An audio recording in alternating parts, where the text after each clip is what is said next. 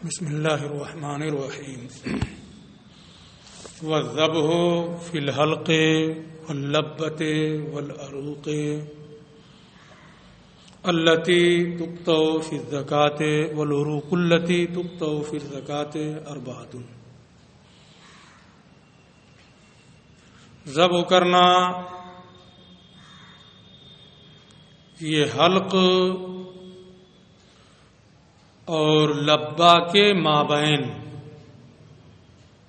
یعنی سینے کا بالائی حصہ جو ہوتا ہے بالکل اسے لبہ بولتے ہیں۔ سینے کا بالائی حصہ جو ہے اس کے آخری اوپر والے حصے کو لبہ بولتے ہیں۔ تو حلق اور لبہ کے مابین یعنی یہ جگہ ہے نا،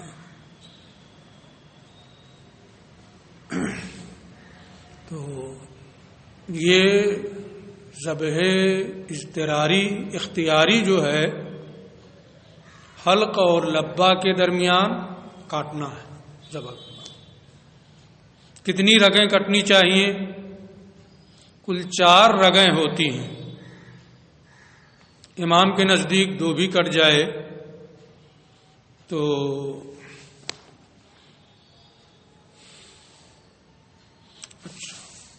امام کے نزدیک 3 رگیں ہیں، اس کی تفصیل آ رہی ہے، کل 4 رگیں ہوتی ہیں۔ والعروق التی تقطع فی الزکاۃ اربعۃ، جو رگیں ذبح میں کاٹی جاتی ہیں وہ 4 ہیں: حلقوم، مری اور ودجین۔ حلقوم گلا ہے نا، مری وہ رگ جس سے کھانا اندر جاتا ہے، ودجان وہ رگ جس میں خون جاری رہتے ہیں۔ 2 رگیں اس کی ہوتی ہیں، تو کل 4 رگیں ہوتی ہیں: حلقوم، مری اور ودجان۔ فَإِنْ قَطَعَهَا، بہتر تو یہ ہے کہ 4 رگیں کٹ جائیں۔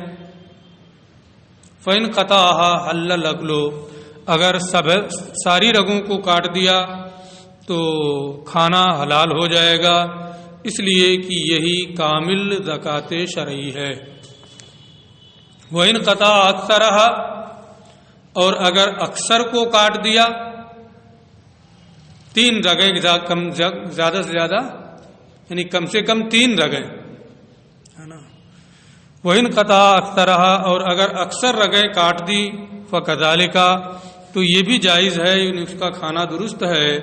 امام اعظم ابو حنیفہ رحمۃ اللہ تعالی علیہ کے نزدیک، اس لیے کہ اکثر کے لیے کل کا حکم ہوتا ہے، تو اس کا کھانا درست ہے۔ وقالا، اکثر میں کئی نوع بنے گی کہ اکثر کٹ جائے، مثلا ودجان کاٹ دیا، حلقوم کاٹ دیا، ودجان کاٹ دیا، مری کاٹ دیا، حلقوم چھوٹ جائے ہے نا۔ ایک ودج ہے، حلقوم اور مری کاٹ دیا، کئی صورتیں بنے گی نا کہ اکثر کٹ جائے۔ لیکن صاحبین کا اس میں تھوڑا سا اختلاف ہے، وہ کہتے ہیں کہ وقالا لا بد من قطع الحلقوم والمری، کئی صورتیں جو بن رہی ہیں امام کے نزدیک کی اکثر ہو، 3 ہونا چاہیے جو بھی ہو۔ یہ کہتے ہیں کہ حلقوم اور مری کا کاٹنا ضروری ہے۔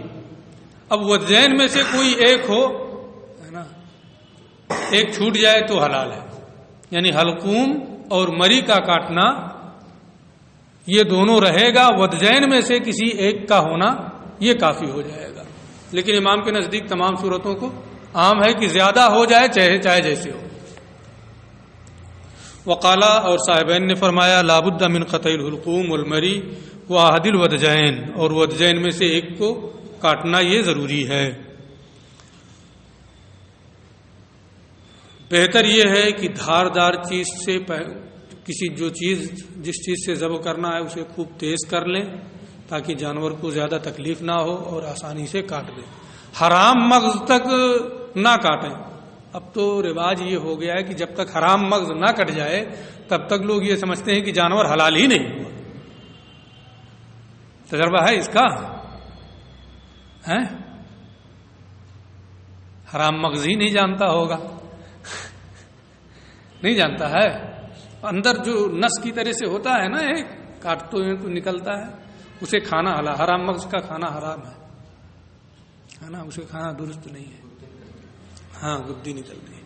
اور وہ رگوں، یہ ریڑھ کی ہڈی جو ہوتی ہے اس میں بھی وہ رہتا ہے نا. تو اب تو جب تک لوگ اس کو باضابطہ دیکھ کر کے کاٹ نہیں دیتے ہیں تب تک سوچتے ہیں حلال ہی نہیں ہوا. وہاں تک کاٹنا ضروری نہیں ہے. بس یہ کم سے کم 3، زیادہ سے زیادہ 4 رگیں کٹ جائیں کافی ہے. بلکہ ہمارے فقہا فرماتے ہیں حرام مغز کو کاٹنا مکروہ ہے، لیکن حرام نہیں ہوگا جانور. لوگ بس اطمینان کے لیے کہ ہاں پورا کٹ گیا ہے وہاں تک پہنچتے ہیں، ہے نا. تو کر رہے ہیں، کرنے دیں، کوئی بہت زیادہ چھڑنے کی ضرورت نہیں ہے کہاں ہم کو روزہ جا کے کاٹنا ہے. بلکہ میں تو عملی طور پہ قربانی میں کرتا ہوں کہ جب لوگوں چل رہا ہے تو اس کو میں بھی کاٹ دیتا ہوں، ہے نا. کبھی ذبح کرنا ہوتا ہے اگر تو چلنے دینا چاہیے. وہ یجوز الذبح باللیتۃ، اور تیز دھار والے بانس کی لکڑی سے کاٹنا جائز ہے. یعنی دھار ہونا چاہیے، جلدی کٹ جائے. ہوتا ہے کچھ ایسی لکڑیاں ہوتی ہیں جو بہت تیز دھار ہو جاتی ہیں. والمروۃ، پتھر جو ہے تیز دھار. پہلے یہ سب چیزیں تو تھی نہیں کہ چھری بنا لیں طرح طرح کی، ایسے ہی لوگ کاٹتے تھے.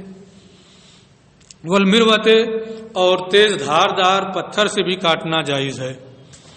وہ بکل شیء، اور ہر اس چیز سے کاٹ ذبح کر سکتے ہیں جو خون بہا دے.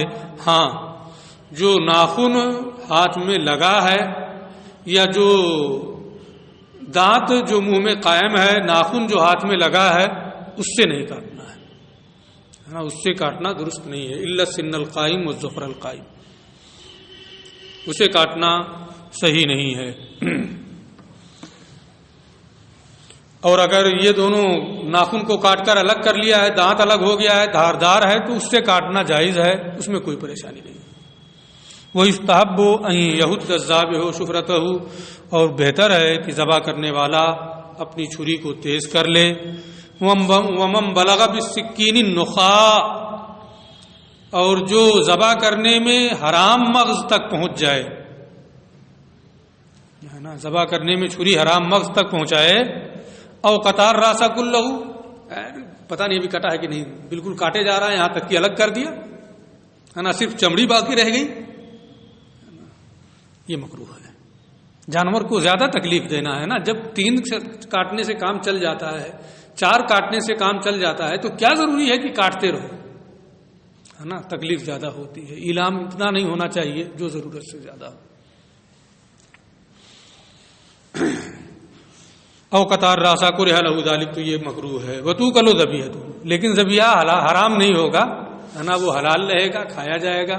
اس لیے اگر کچھ لوگ اس میں ذہن ان کا بن گیا ہے کہ نہیں اسے بھی کٹنا چاہیے، احتیاط کے لیے کر رہے ہیں، تو بتا دینا چاہیے کبھی وہ پوچھیں تو کہ اتنا کاٹنا ہے.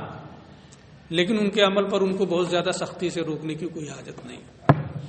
وَإِن ذَبَحَ الشَّاةَ مِنْ قَفَاهَا، ادھر سے کاٹنا ہے، ادھر سے شروع کر دیا کاٹنا، ہے نا.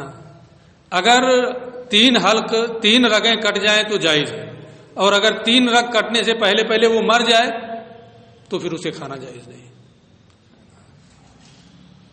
3 رگ کٹنے سے پہلے پہلے اگر وہ مر جائے تو اسے کھانا جائز نہیں ہے. اور اگر 3 رگیں کٹیں اس کے بعد وہ مر جائے تو رگیں تو کٹ گئیں، ہے نا، اس لیے حلال ہو جائے گا. لیکن ایسا کرنا نہیں چاہیے کیونکہ اس سے جانور کو تکلیف زیادہ ہوتی ہے. وَإِن ذَبَحَ الشَّاةَ مِنْ قَفَاهَا، اور اگر بکری کو گدی کی جانب سے ذبح کیا، فَإِن بَقِيَتْ حَيَّةً حَتَّى قَطَعَ الْعُرُوقَ، تو اگر رگیں کاٹ دیا، اگر وہ زندہ رہی یہاں تک کہ رگیں کٹ گئیں جازا، تو کھا سکتے ہیں. وَيُكْرَهُ،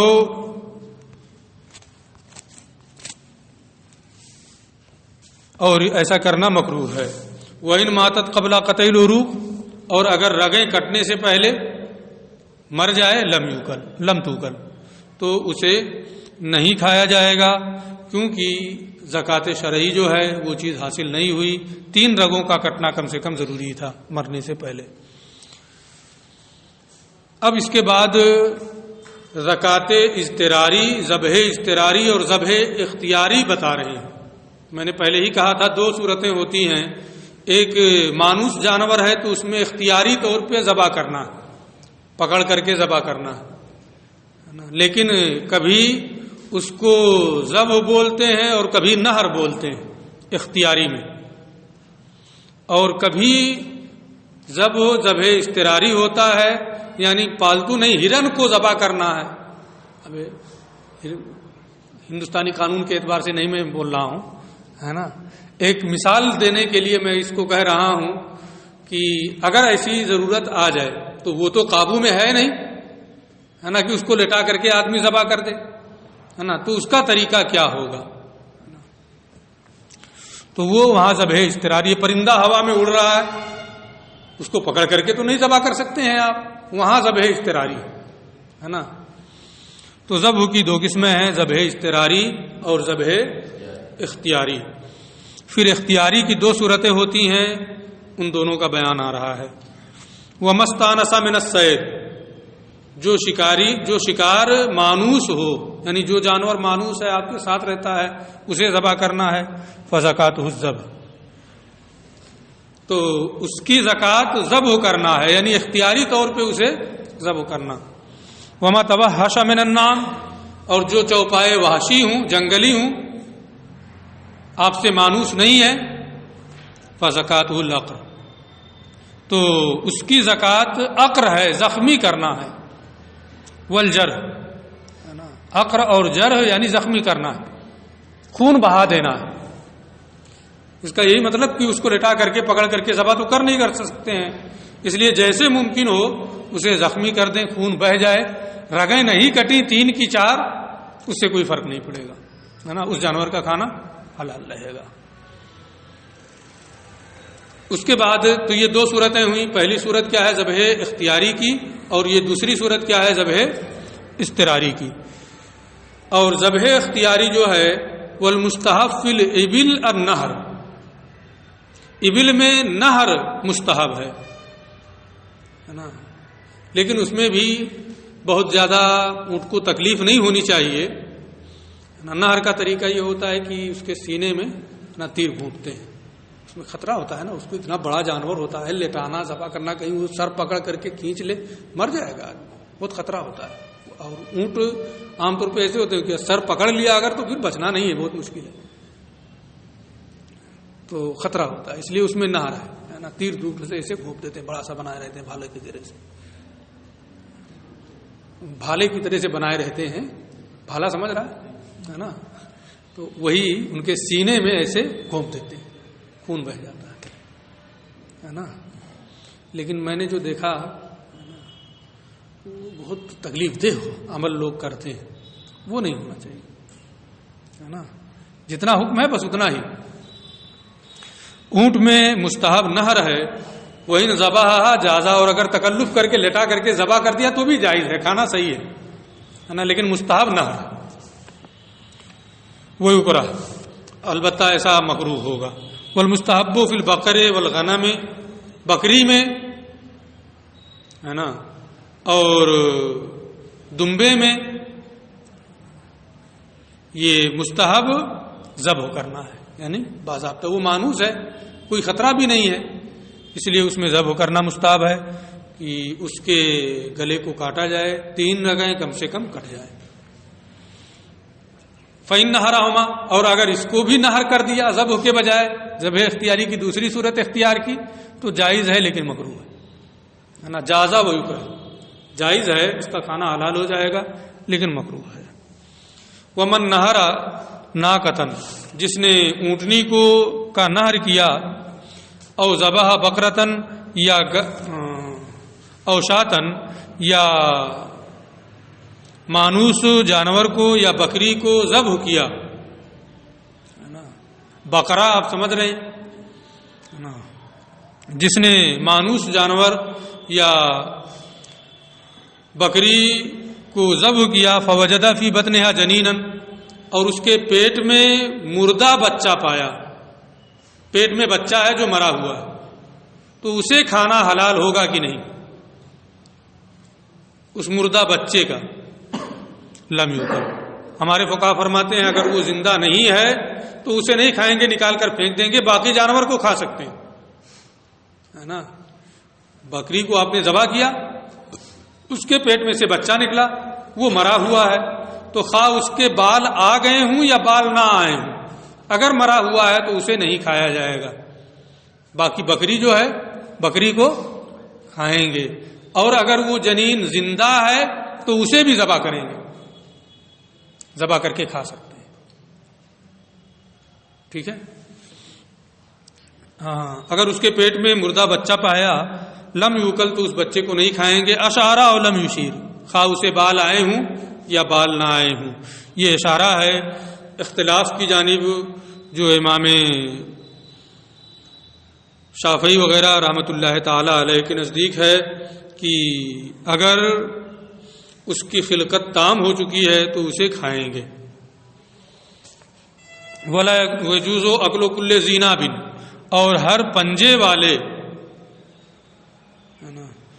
درندے کو نہیں کھایا جائے گا، کھانا جائز نہیں ہے، اور ہر چنگل والے پرندے کو کھانا جائز نہیں ہے۔ جو درندہ ہے پنجے والا پنجے سے شکار کرتا ہے، یا پرندہ ہے چنگل سے شکار کرتا ہے، اس کا کھانا درست نہیں ہے۔ ولا باس باکل غراب الزرع، اور مہوکھا کھانے میں کوئی حرج نہیں ہے۔ مہوکھا سمجھ رہا ہے نا؟ ارے جو اوپر اوپر لال لال ہوتا ہے، باقی کا دوسرے کلر کا ہوتا ہے، غراب زر اس کو بولتے۔ مہوکھا کبھی نہیں دیکھا؟ کوے کی شکل کا ہوتا ہے، لیکن اس کا پنکھ جو ہوتا ہے عمومی طور پہ لال کلر کا ہوتا ہے نا۔ دیکھ لینا موبائل وغیرہ پہ اگر ضرورت پڑے گی تو، ہے نا۔ یا ویسے بھی کہیں کھیتوں کی طرف نکل کر کے جایا کرو، دیکھا کرو، دیہات میں بھی جایا کرو، یہ سب کچھ چیزیں دیہات کی ہیں، اسے بھی جاننا چاہیے۔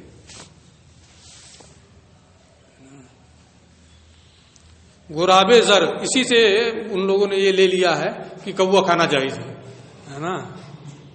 کوا دوسری چیز ہے جو یہ عام طور پہ پایا جاتا ہے، غراب زر یہ دوسری چیز ہے، مہوکھا، ہے نا۔ وہ گندگی نہیں کھاتا ہے عام طور پہ،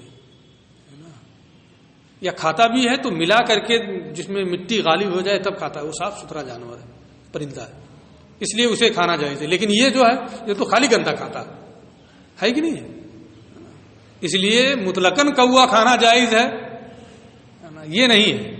غراب زر جو ہے جسے مہوکھا کہتے ہیں اسے تو کھا سکتے ہیں، لیکن کوا ولا یوکل الابقا، اور ابقا جو ہے یہ جو عام طور پہ پایا جا رہا ہے نا، سیاہ رنگ کا ابقا یعنی سیاہ جو ہوتا ہے نا، صرف جیف کھاتا ہے، مردار کھاتا ہے، اسے نہیں کھایا جائے گا۔ یہی عام طور پہ جو کوا پایا جاتا ہے۔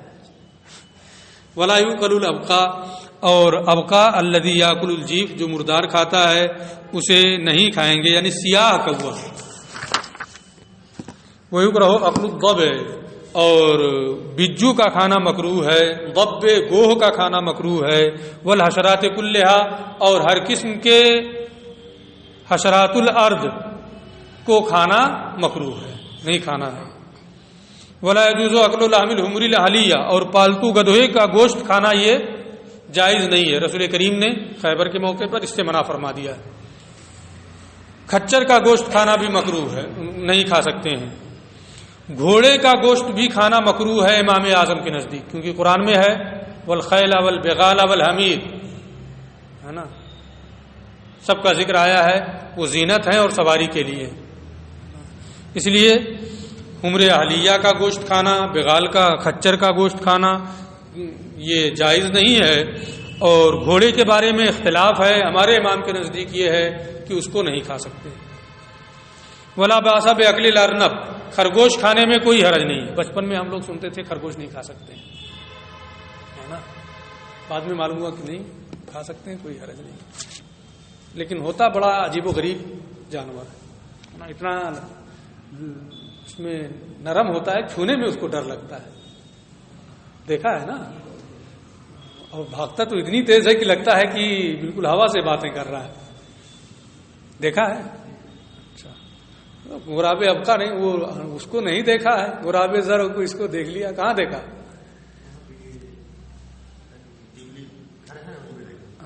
اچھا ابھی جلدی دیکھا ہے اس کا مطلب. اچھا. خرگوش کھانا، یہ کھانے میں کوئی حرج نہیں ہے. وَإِذَا ذَبَحَ مَا لَا يُؤْكَلُ لَحْمُهُ، جس جانور کا گوشت نہیں کھایا جاتا ہے جب اسے ذبح کر دے. دیکھو ایک چیز ہے حلال ہونا، حلال ہو جانا، پاک ہو جانا. ایک ہے پاک ہو جانا اور ایک ہے حلال ہو جانا. طاہر ہو جانا اور حلال ہو جانا، کھانا جائز ہو جائے. کتے کو بھی ذبح کر دیں گے پاک ہو جائے گا، گوشت طاہر ہے لیکن کھانا جائز نہیں. تو خون بہہ گیا، وہ نجس عین تو ہے نہیں.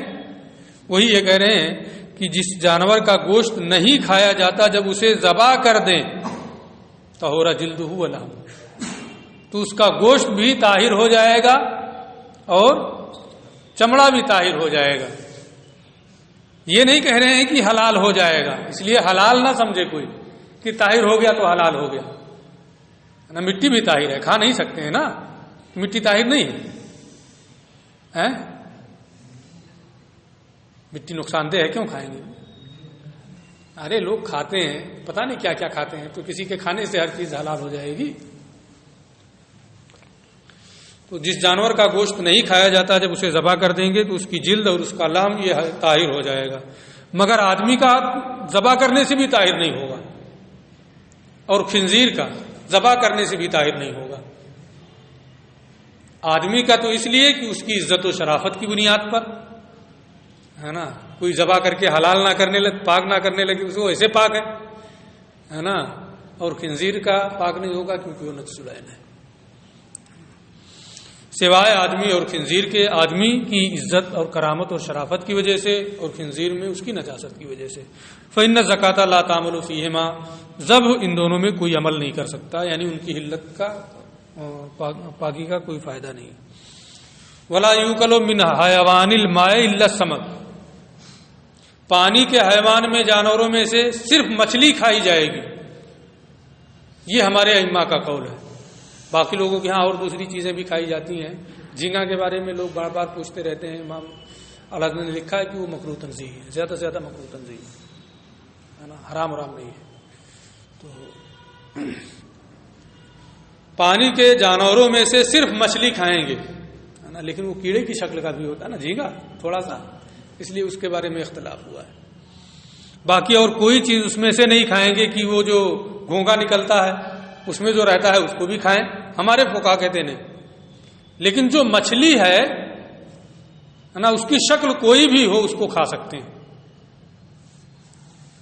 ہے نا. کچھ مچھلیاں ہوتی ہیں لگتا صاف ہے، بام، مارے ماہی، جریس جسے کہتے ہیں، اگر بڑا ہو جائے ہے نا، بڑا بڑا بھی دیکھے ہو نا، تو کیا سانپ کی طرح نہیں لگتا ہے؟ کھا سکتے ہیں، لیکن اسے مچھلی ہونا چاہیے. وہی رہو عقل الطافی منہ، جو مچھلی خود سے اس میں مر جائے پانی میں اور اوپر تیرنے لگے، خود سے مر کر کے تیرنے لگے، سمکے طافی، اسے نہیں کھا سکتے. لیکن اگر یہ ہو کہ مار دیا، مر گئی اور تیرنے لگی تو اسے کھا سکتے ہیں. خود سے مر جائے اور تیرنے لگے، بیماری کی وجہ سے ایسا ہوتا ہے، اسے نہیں کھا سکتے، اسے کھانا حرام ہے. کیا مردار مچھلی؟ مردار کو کھانا، مردار تو کھانا صحیح، اسے ذبح نہیں کرنا ہے، لیکن سمکے طافی یہ حرام ہے. قرآن شریف ہے نا، جو خود سے مر کر کے تیرنے لگے ہے نا، تو اسے کھانے سے آقا کریم صلی اللہ علیہ وسلم نے بھی منع کیا، اور قرآن شریف میں بھی اس کی ممانعت ہے. سمکے طافی جو خود سے مر کے بیماری کی وجہ سے ہے نا، لیکن جال پھینکا، اسے لگ گیا، چوٹ لگ گئی، پھر اس کی وجہ سے وہ مر گئی اور تیرنے لگی ہے نا، ابھی زندہ ہے یا زندہ نہیں ہے تو اسے کھا سکتے ہیں. لیکن تجربہ نہیں ہے، تم کو دیکھا نہیں ہے، تالابوں میں ایسی بیماریاں آ گئی ہیں ہے نا کہ مچھلیاں خود سے مر جاتی ہیں اور اوپر تیرنے لگتی ہیں، ان کا پورا جسم یہ سرخ ہو جاتا ہے. دیکھا ہے نا، اس مچھلی کو نہیں کھا سکتے ہے نا.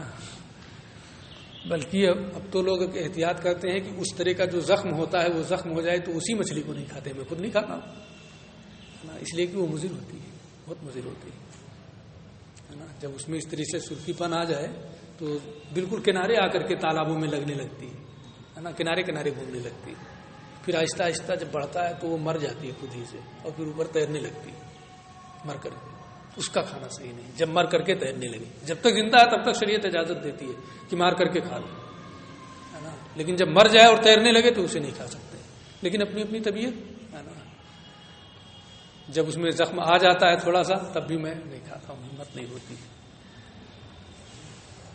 ہم لوگ دیہات کے رہنے والے ہیں اس لیے بار بار تجربہ ہوتا ہے, دیکھتے ہیں نا تالابوں میں. ہے تو بھی وہیں کا لیکن جاتا نہیں ہے. کہاں گیا؟ ولا باسا بعقل الجری سے ول مارے ماہی. بام کے کھانے میں کوئی حرج نہیں. ہم وہ یجوز و عقل الجرادت, اور ٹڈی کا کھانا جائز ہے بغیر ذبح کے. ٹڈی یہ ایک مرتبہ ابھی چلا تھا کہ بہت زیادہ ٹڈیاں آ گئی ہیں نا. ایک چھوٹا سا ایک پرندہ ہوتا ہے ہاں, ٹڈی نہیں, یہ تو بوکا جس کو بولتے ہیں وہ نہیں ہے. ٹڈی ہے نا, ٹڈی اگر ہے بس چھوٹا سا ہوتا ہے پرندہ ہے نا, اور پورے جھنڈ کا جھنڈ ہوتا ہے, بڑا جھنڈ ہوتا ہے ان کا, بہت بھاری بھاری. جس جگہ چلے جائیں تو اس کو تباہ کرتے ہیں. تو بغیر ذبح کے اسے کھانا جائز ہے. مچھلی اور ٹڈی ان دونوں کا حدیث میں ذکر ہے کہ ان کو ذبح کرنے کی ضرورت نہیں ہے, بغیر ذبح کے ان کو کھا سکتے ہیں. وہ یجوز و عقل الجرادت ولا زکات علی, اور اسے ذبح کرنا نہیں ہے. یہاں نصاب آپ کا پورا ہو گیا ہے. ہمارے پڑھنے میں بتانے میں کہیں کوئی غلطی ہو تو اللہ معاف فرمائے, لیکن جو ہم نے خلوص سے پڑھایا ہے اسے آپ کو سمجھنے اور اس پر عمل کی بھی توفیق عطا فرمائے, اور ملت تک, قوم تک صحیح طور پر اسے پہنچانے کی توفیق عطا فرمائے. جو چیزیں یقین نہ ہوں کبھی بھی, خاص طور سے ابھی, مسئلہ بتانے کی کوئی حاجت نہیں ہے. جب آپ کے اندر صلاحیت پیدا ہو جائے گی, ابھی آپ دوسروں کو صرف یہ کہہ سکتے ہیں کہ بھائی بڑوں سے پوچھ لیجیے, مسئلہ بتانے کی کوئی حاجت نہیں ہے. ہاں جو پورے طور پر پورے وثوق سے معلوم ہے اس کو بتا سکتے ہیں. صرف کتاب میں کوئی چیز پڑھ لینا یہ مسئلہ بتانے کے لیے کافی نہیں ہوتا ہے جب تک تجربہ نہ ہو جائے. بہت ساری چیزیں ہوتی ہیں کتاب میں ہوتی ہیں لیکن حکم اس کے علاوہ دیا جاتا ہے. اس لیے ابھی آپ لوگوں کو تجربہ نہیں ہے تو بحثیں تو ساری پڑھ لی ہیں, اس لیے کوئی بھی چیز آ گئی اور اس میں دیکھ لیا اور فوراً بتانا شروع کر دیا ہے نا, یہ نہیں ہونا چاہیے. ابھی آپ بڑوں سے مشورہ کر کے ہی کوئی حکم کسی کو بتائیں, یا نہ بتائیں تو بہتر ہے. سیدھے سیدھے کہتے ہیں کہ کسی مفتی سے رابطہ کریں, اور جب آپ کے اندر صلاحیت ہو جائے گی تو جس کو چاہیے گا بتائیے گا. لیکن کتاب کو بار بار پڑھیں, بار بار مطالعہ کریں. جتنا پڑھیں گے اس کتاب کو اتنا ہی فائدہ ہوگا. اس کتاب کی طرح سے فقہ حنفی میں بافیض اور بابرکت کتاب نہیں, بہت اچھی کتاب ہے, اور مختصر طور پہ فقہ حنفی کے تمام مسائل آدمی کے نظر میں آ جاتے ہیں. اس لیے اس کو بار بار پڑھیں, جب بھی موقع ملے ایک آدھ صفحہ پڑھ لیا کریں, بہت فائدہ ہوگا. السلام علیکم ورحمۃ اللہ.